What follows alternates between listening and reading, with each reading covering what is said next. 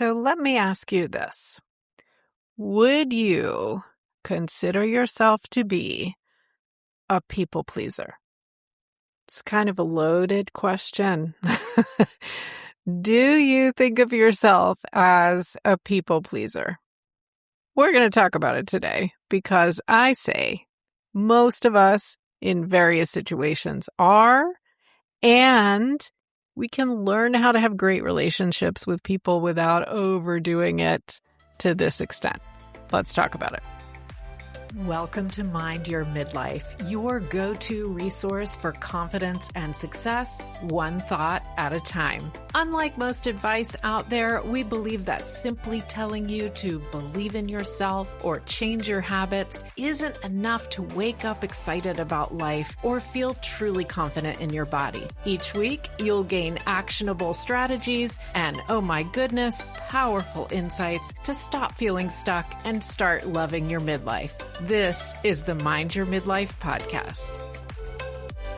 I've had a couple conversations recently with family members that have really brought this question to the forefront for me. And I'm sure you have as well. I'm sure you have. We all have. So let me tell you what they were dealing with. And then you're going to see why we are actually doing a two-part series. Today's episode and next week's episode on people pleasing from slightly different angles. Okay, so one of the people I was talking to was saying that he was doing some lessons, private lessons for a sport, and had basically realized that the person he was doing these private lessons with had they'd reached their max. And if he wanted to learn some more skills, he would probably need to use a different person or a different format to go on to these other skills. This person he was working with had a specialty, and he had kind of reached the max on that particular specialty. And yet, it was a little nerve-wracking to think of canceling, ending it.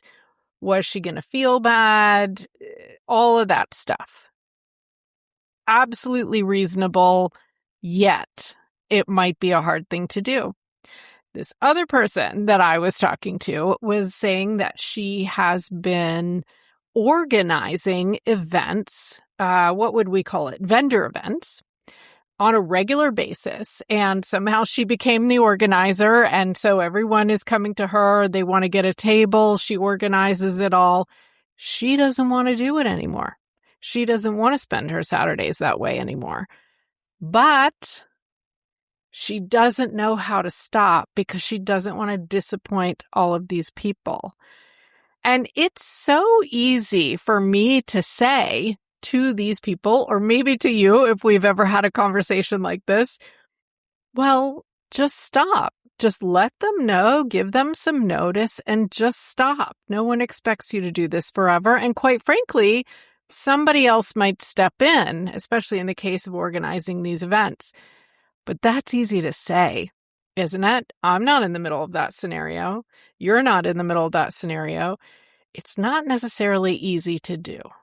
And that is because we don't want to upset people.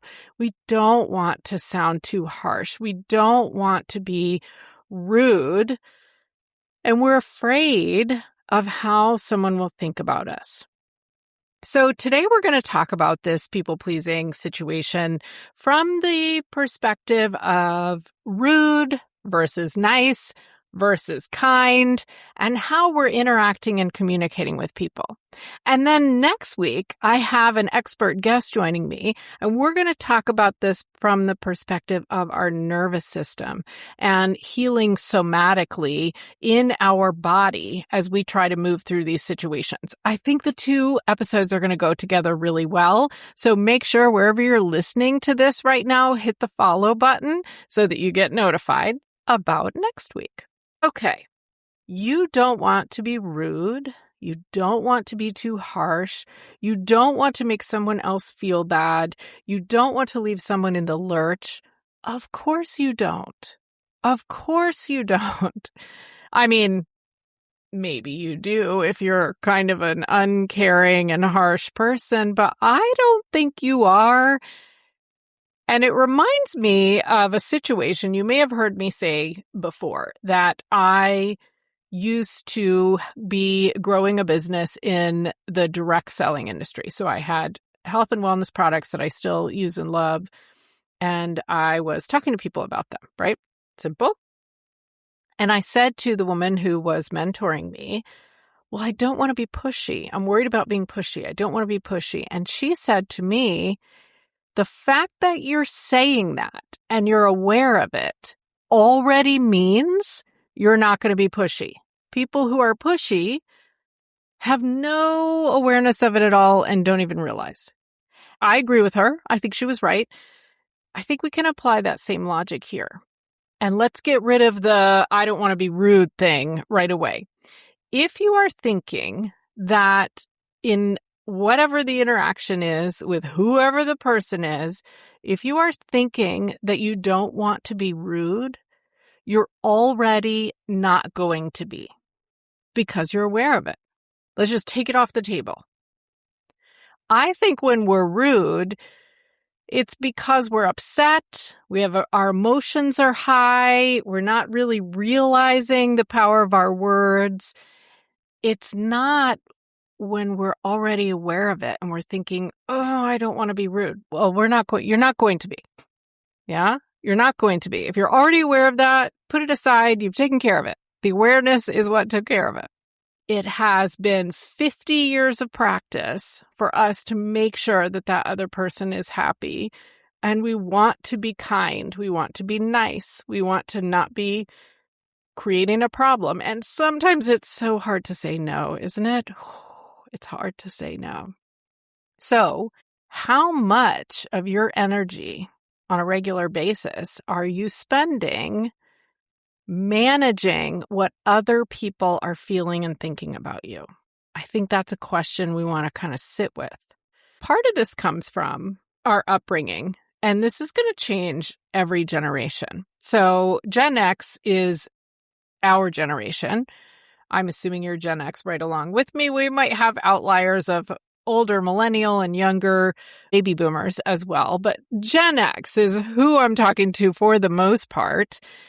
And when we were growing up, there was a whole lot of good girl conditioning. And you heard me talk about this a few episodes ago with Ellen Baker as well. Go find that one if you are curious. We were socialized as girls to be agreeable, to be nice, to be accommodating, and to be very vigilant about the moods of others. Now, being vigilant about other people's moods can even be a safety issue. So if you can read the energy in a room, or you can read the energy from a person, and you can know when that person or that room doesn't feel safe, that's very valid. And don't try to talk yourself out of that. I don't want to say that. We're not going to go that far. However, this conditioning to always be the perfect hostess, to speak at the perfect volume, to behave in the perfect way, and to be agreeable in all scenarios does stick with us.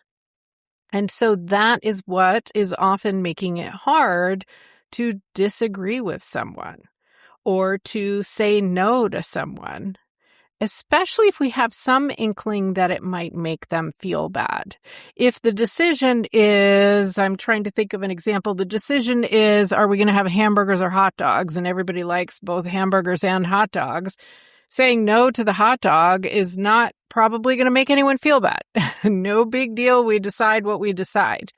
However, many decisions, like my examples of wanting to stop doing something that other people are going to be affected by, those are a little bit more challenging because it's in our subconscious brain, our behavioral wiring, to be agreeable and to be accommodating to other people. And that is what I think we can call nice.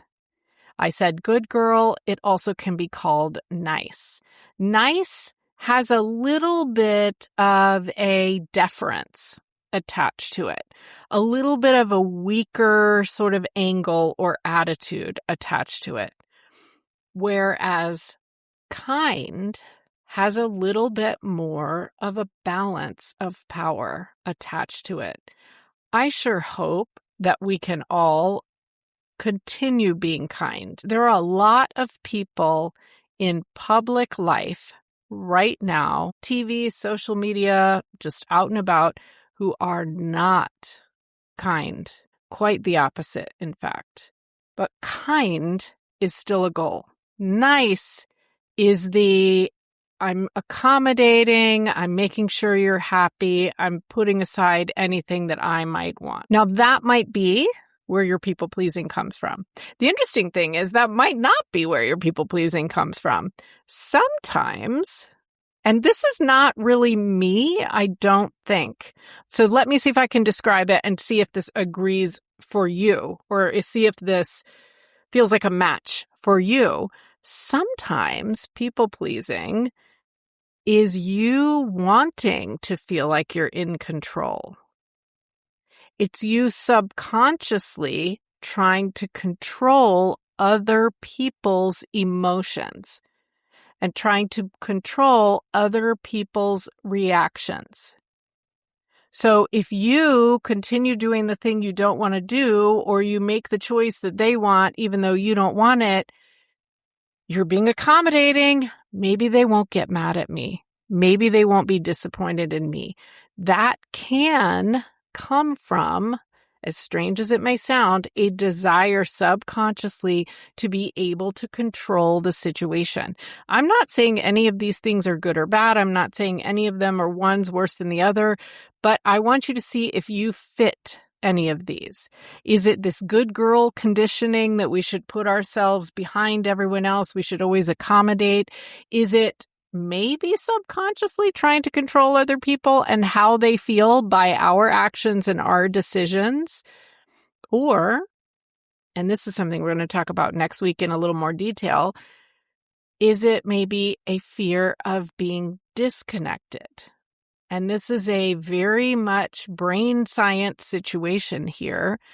Maybe in your subconscious brain, there is a belief that if you don't agree with whoever it is you're interacting with, and you express that, and you set a boundary in that way, maybe it will result in you being separated from that person. Abandonment is the fear. Or maybe they dislike you. You're out of the group. And our brains want safety all the time. They want to be in the group. So that fear of being disconnected, abandoned, can be behind people-pleasing as well. Maybe that feels authentic for you. And we're going to come back to that next week for sure. So all of these things are happening behind the scenes in your subconscious brain, and from these beliefs about how people work, how the world works that you have developed over time in this sort of automated process that your brain is running. So let's play devil's advocate for a second. Well, what's wrong with just being accommodating? What's wrong with allowing the other person to get what they want? If it's not hurting us, what's wrong with that? It's a pattern. Of course, if you wanted Chinese food and your friend wanted Mexican food and you said, you know what, let's go have Mexican food, and you accommodated them, there's nothing wrong with that. I'm not saying there's anything wrong with that. It's the pattern. Is it always happening that way? Are you always doing what the other people in your life want? Are you always deferring to them? Are you always saying yes to things that you really don't want to do? It's the pattern that is the problem. In any particular instance, it might be absolutely the right thing to do, to go eat the Mexican food instead of the Chinese food that you wanted. That's great. It's the pattern. And what is it costing us? Let's talk about this a little bit, because I do want us all to be kind. I'm sure you want to be kind. We talked about rude already. We don't want to be rude. We're aware of that. There's a cost to us of always accommodating the other person, always giving up on what we want and going with what the other person wants, always saying yes when we'd rather say no, or vice versa. The first thing that potentially happens is we start building up resentment. And resentment is one of those emotions that really can build and build and build because we don't always realize it's there. So every time that you and I are saying yes when we mean no, it's as if we're depositing another, $10 into this resentment account. And eventually we hit the max. And when we hit the max, then we start acting out. And that could be being passive aggressive. If you've never been passive aggressive, raise your hand. Nobody's raising their hand. We've all done it. It comes from maxing out on this resentment account. You could also call it frustration. We'll reach a point where it's like little pieces of it are coming out. Little passive-aggressive comments, little passive-aggressive remarks. It's because you've hit your max on this resentment because you've continually been depositing into the account and now it's leaking out. Maybe it's burnout. And I talked about that on last week's episode as well. Go back and find episode 95. Burnout can be very severe and significant. It can be more of a depleted situation where you've just kind of run out of energy. That can come from building up this resentment because you're always saying the opposite of what you really want to say. You're doing the opposite of what you really want to do. That's one cost. Another cost is you are potentially losing trust in yourself. And I think this might be the biggest issue that people-pleasing causes. I sort of can feel you nodding as I'm saying these things. If you trust yourself, that means you have confidence in the decisions you make and the opinions you have and how you are being in the world. And you know that when you stick with those decisions and you take the actions that you're inclined to take, it's going to feel right. That's self-trust. And so every time we are spending our time trying to figure out what others want and trying to figure out what we should do in order to keep them happy and control their emotions, we're putting aside a decision we would rather make, right? So we're taking money out of the self-trust account. And then we're taking some more out. And then we're taking some more out. And we gradually stop trusting that whatever the decision was, the inclination, the gut feeling even, that I want to go here, I want to do this, I don't want to do that, we stop trusting that because we're so used to trusting someone else's. You're trusting other people's gut instinct, other people's decisions, and that erodes your trust in yourself. Over time, and of course this is much more severe, over time you stop believing that you can make a good decision. And you stop believing that your opinion is one of value. You just deplete it. Now, running all through this is mental exhaustion. I'm going to give that number 3. It is mentally exhausting to allow all this stuff to be running around in our brains all the time. And I would say the same thing about worry and have said, and I'm sure we're going to wrap around and talk about worry again because we struggle with it because your brain wants to be safe and comfortable and it worries about not being safe and comfortable. But if we are spending a lot of time trying to figure out, here's this situation where I really want to say no, but I think I have to say yes, what's going to happen? How am I going to feel? How are they going to feel? How am I going to feel? What should I do? Can I do anything else? Mental exhaustion. and emotional exhaustion too, really. And then what about after the fact? Questioning whether you acted correctly, whether you spoke correctly. Did I talk too much? Was I too loud? Was I too excited? Was I overwhelming? I do this to myself. Some people in my life I get very silly with. I think that's a big plus. I think we should all be sillier. I think laughter is healthy. But did I do it too much? Was I too much? Was I too loud? Did we get too loud? Were they annoyed at me? Or is she mad at me? What did she think about that? Should I not have done that? Did she not understand what I meant? The reality is there are going to be a lot of things in life that you do and say that other people will take the wrong way. This is happening in my life right now, where I feel like in a particular situation, it's almost as if we're speaking different languages. We can't seem to figure out how to understand each other, and we'll hopefully continue working on that. And so, yes, sometimes you might get on someone's nerves. Sometimes they might be upset with you. It could be valid, in which case maybe you talk it through, you apologize, you figure out what happened. It could be a complete misunderstanding, a complete miscommunication, and you can't control that. And I bet you it's happened in reverse. I bet you've been upset with someone and eventually you talked it out and they've said, well, that's not what I meant at all. And whatever was in your head, in your past, in your context, made you interpret something that they did or said in a different way. The energy drain, the mental and emotional exhaustion of ruminating over this all the time is really going to bring you down. So the more we can switch that off and shift away from it when we realize we're doing it, the better. We are potentially building up that resentment and frustration until we pop.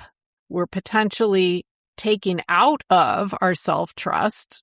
We're going to stop trusting ourselves to know anything, do anything, make a decision. And just in general, a drain of energy.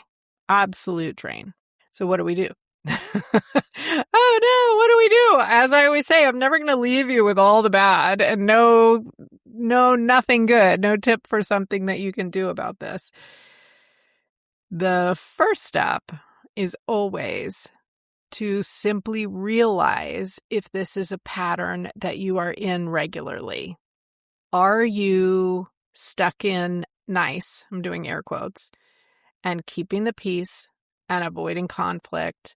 And maybe even not telling, this is one that I get caught in sometimes, not telling the full story or the whole truth because you don't want to create conflict or upset someone. Hiding from that conflict, avoiding it, saying a different answer than what you would want. All that nice stuff that is you putting yourself at a lower level than anyone else in your life.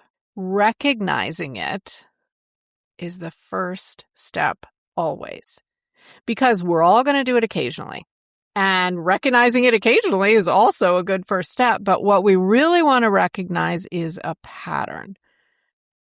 Is this something that, okay, Cheryl, I'm hearing you say this right now and I'm realizing, yeah, I kind of do that all the time.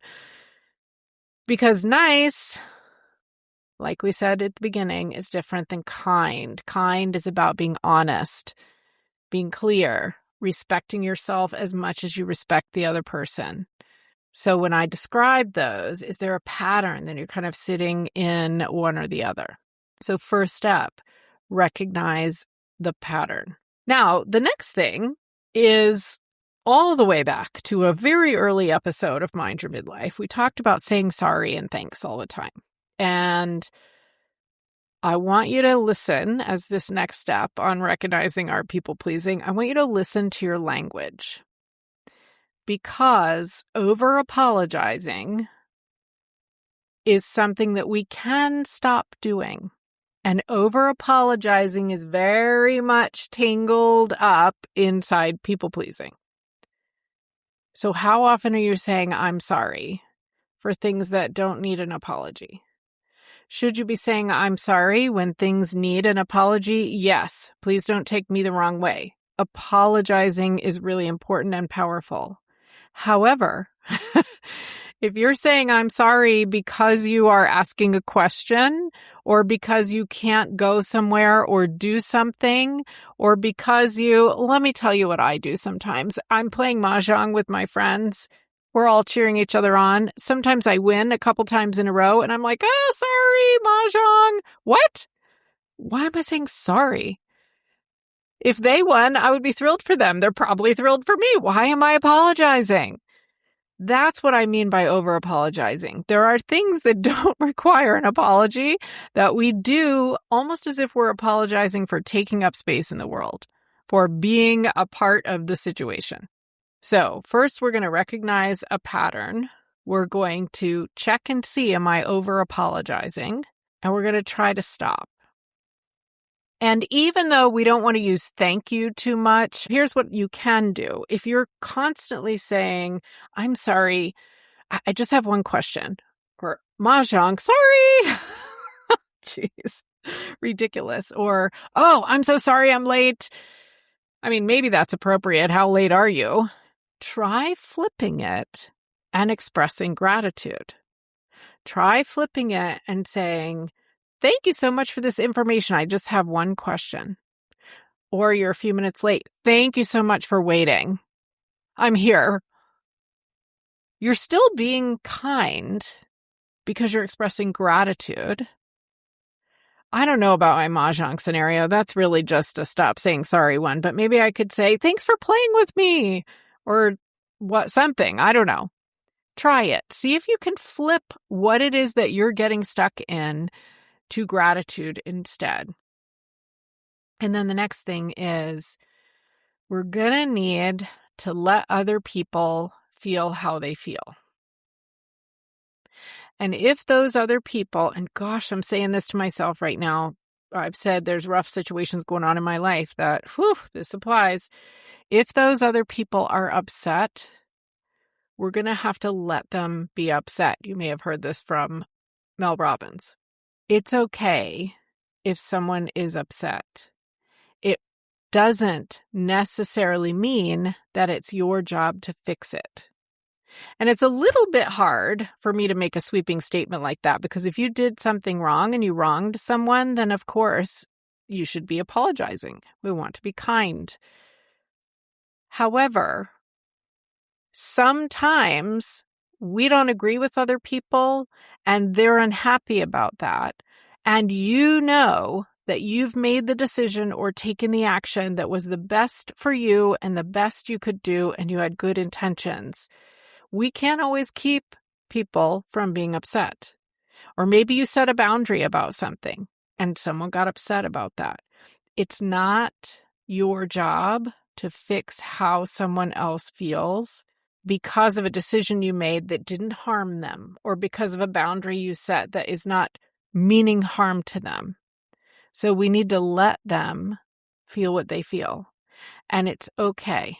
And we don't have to take action on it, and we don't have to do anything about it. We let them. That's pretty powerful. You can look up more of what she says about that. So there's a couple of tips for you. And next week, more coming. We have some somatic exercises for you to work on allowing your body to feel this and work on being okay with that, which is the next really important piece. So make sure you come back for episode 97. Right now, we're going to start small.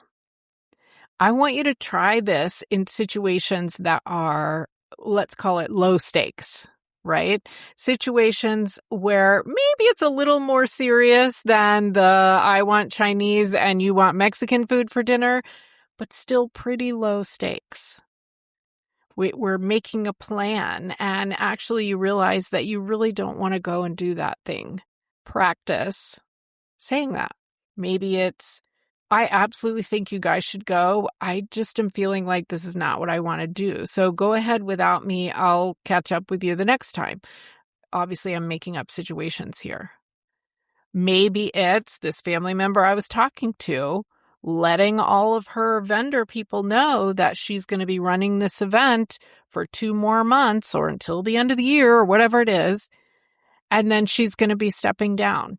And if someone else would like to step in as coordinator, they can. Otherwise, they may need to look for other events in the new year. It's communicating that. That might be a little bit bigger than starting small, but it depends on how much emotion you have attached to it, right? Find yourself some low-stake situations and try it. Now, here's one that we all probably come in contact with or encounter occasionally. What if you have purchased something or ordered something at a restaurant or something like that, and it's wrong? I actually, this is embarrassing to admit, I actually ordered a fish sandwich recently at a restaurant, and they gave me accidentally the chicken, and I was treating myself. It was breaded, the fish or the chicken, so I didn't even realize it at first. And then I was like, I don't want to be a pain. I'll just eat the chicken sandwich. Maybe that's fine, right? I had a fine chicken sandwich, whatever. But that's what I mean by a low stakes situation. If you are someone who says, I don't want to be a bother, I don't want to complain, that's classic. But it's also small. Wave over the waiter and say, I think this is wrong. And say it kindly because you're practicing. And see how it goes. In fact, find me and let me know how it goes. I would love to share stories of this because it's such a pervasive thing. So as we wrap up this episode, let me say this. If you remember what Stephanie said last week, we are in the second or third quarter of our lives right now, which means around the second half. The second half of life is too short to spend worrying about whether someone likes you, whether someone is mad at you, whether someone is upset about something in these low-stakes situations. If it's a high-stakes situation, maybe you need help with it. Maybe you need some type of counseling, or maybe you need something that is bigger. But there's so many of these low-stakes situations that we can absolutely stand up for ourselves. It is not our responsibility to control someone else's emotions. There is too much going on in this period of life that we're worried about what somebody thinks about us. And I will see you next week because we are going to dive into how our nervous systems are talking to us and what we can do about that from a body comfort perspective. So make sure you've hit the follow button. I will see you back here. And until next time, keep remembering, midlife is your time to take just a little bit better care of yourself. On the outside, move your body, and on the inside, and that's mind and emotions, just a little bit more care makes a big difference.